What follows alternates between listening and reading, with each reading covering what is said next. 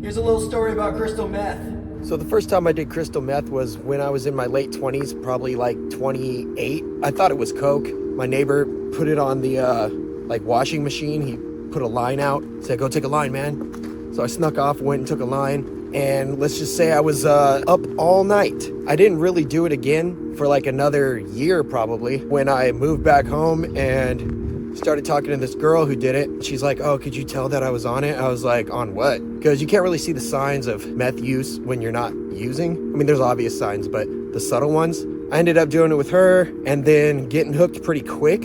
I mean, I've had issues with like drugs in the past, like alcohol and pills, but I vowed never to touch meth because my parents had done meth and it indirectly really affected my life. So anyways, started using. It wasn't very long till I couldn't hide it anymore from my family. In fact, I actually left a bag like on their bathroom counter, and that was it. From there, I was kicked out and I ended up living on the streets. Well, I was living in my car at first. I eventually lost my car because I couldn't pay for anything for it. So one day I'm just without my car. It's like the middle of the day and I don't know what I'm gonna do.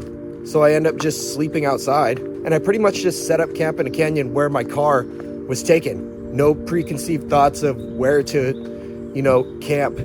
But I got a tent. I moved into a canyon. It was scary as fuck. Like, if you've ever been in nature, real nature, at night, like, it's its own entity.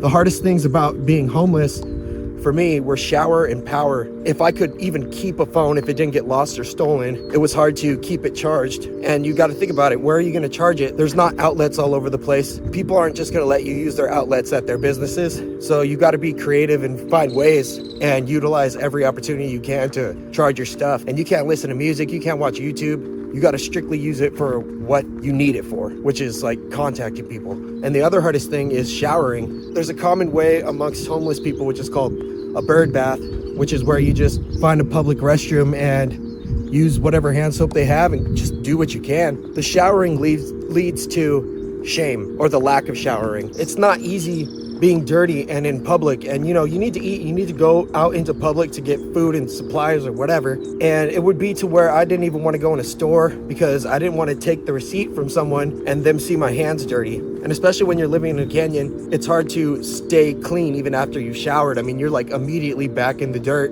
no matter how hard you try. And then you walk around and people look at you differently. A large majority of people look down on homeless people, either with good reason sometimes, or just because of the fact that they're homeless. People don't care about your problems, and they shouldn't have to, but they don't. And then it gets even worse when your family's tired of hearing about your shit and, coming to the rescue, lending you money. I was never someone that stole from my family or took advantage of my family, other than every once in a while they would let me come over and shower and stuff, but I couldn't stay. I could only come over if they invited me, and it was only for a little bit, and that was really hard because you're really struggling out there, man. I mean, let's say the cops come and take your tent, or someone steals your shit when you're gone, or whatever happens. Like, you're on your own, you got to figure it out. And at the end of the day, you need to stay warm at night. And if you can't find a place to stay warm, you just keep walking. And the drugs fuel that. The drugs allow you to keep walking. And the drugs become everything that you think about, everything you pursue. The drugs become your significant other. In a way, it's easier to be on drugs. You always have something you could wake up to and do, and it's going to help your mood. Even if it goes from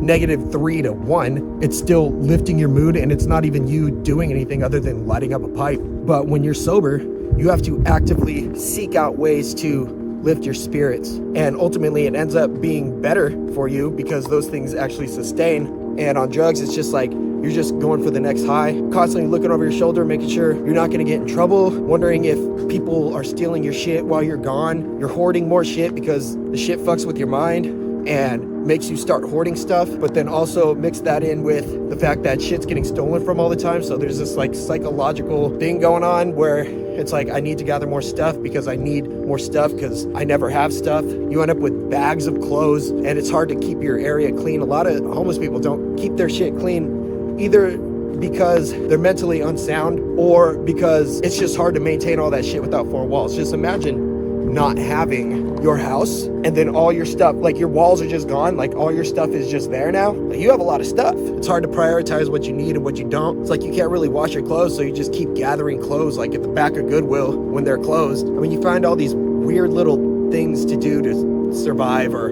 fulfill these needs that you think you need. And so with crystal meth, it takes away your ability to sleep. So there's no having a schedule. You know, you're not going to keep a job. Nobody has a job that's using crystal meth. Select few in select areas of life, maybe. But from my experience, nobody has a job. And one, it's because they don't want a job.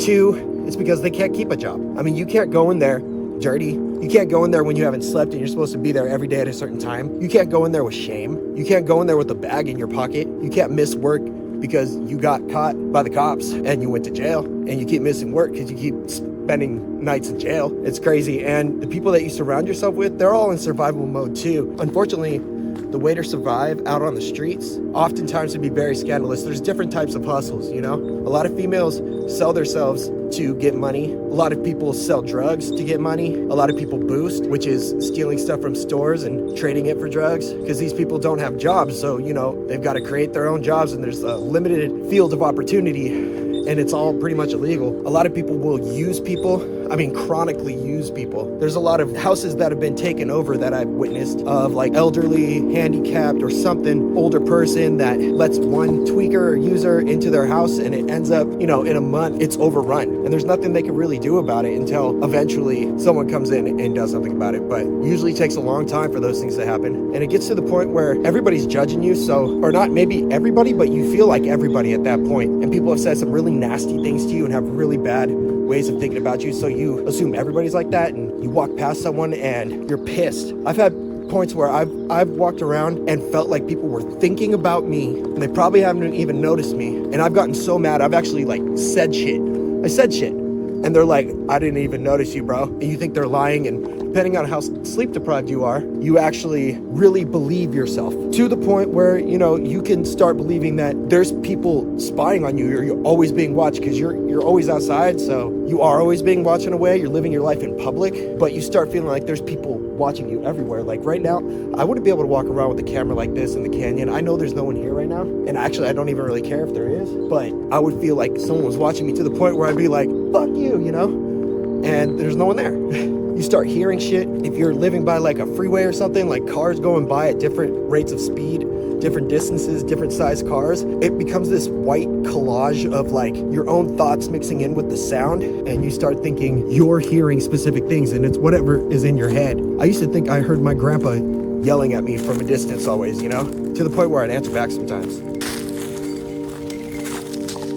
So a long time ago, that guy running by, I would have thought, man, all the things going on in his head as he's walking by me, judging me. And if you're living in your hometown, you think like people that you know are seeing you all the time, you know, and they might be. Shit. But man, I used to get come up from all the time, because I was like, when you're new to the streets, you've got to like learn, and there's no pamphlet for it, and people will take advantage of you. I mean, they will befriend you and go the extra mile. The amount of work people put in to come up on you is crazy. People will steal your shit and help you look for it. You start not to trust people. And I don't know if this is more a video about drug use or homelessness, but it's a little combination of both, because homelessness and drug use come hand in hand in one form or another, unless you have a support system that you're using, you know, that's not really supporting you, if we're being honest.